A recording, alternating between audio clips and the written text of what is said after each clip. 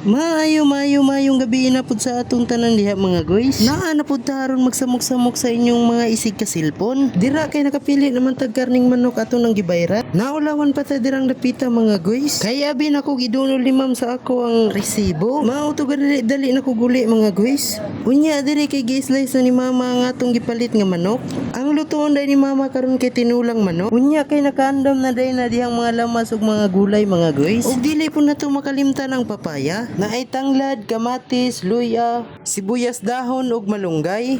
Makahinumdum ko sa una guys sa katong magihaw pa ang akong lulo ug manok. Maginilugay dayon miya na sa paa mga guys. Unya katong mga panahon na mga guys wala pa gyud may kuryente ato. Unya kini akong magulang nga gara-garaon palungon niya ang suga. Magisig tinabunay na gyud mi sa among mga pahatan ana. Kay kung dili nimo tabunan ang imong pahatan mga guys mawala gyud na imong sudan. Pagbalik ana sa suga mga guys miingon na lang dayon na sila nga gikaon na daw sa iring nga ito mugulo. Pero pagkataod-taod na mga guys iuli ra na nila. Pero naanay iningkitan. Lahi ra man gyud ang lasa sa native nga manok ug dili native.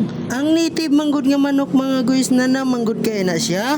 Mauto mga guys sa una nga daghan kayo buhi ang akong lolo. Pag mag-birthday pag yung ka sa una mga guys tagaan pag yung kana niyag manok. Pasensya na gyud kayo mga guys kay saba gyud kayo ang mga motor diri mga guys. Kay diri manggod ta nag voice over sa atong gitrabahoan. Unya na luto naman mga guys kay magdala na lang ta dito sa atong trabahoan para dito na lang ta magkaon.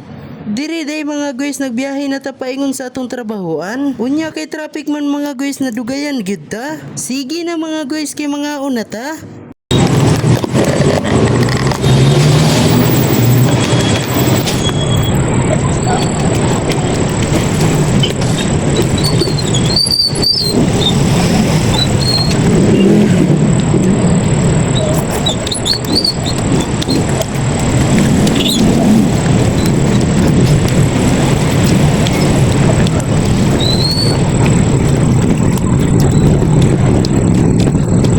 Diri na lang ta kutob mga guys, daghang salamat sa inyong paglantaw ug ang Ginoo magapanalangin sa atong tanan.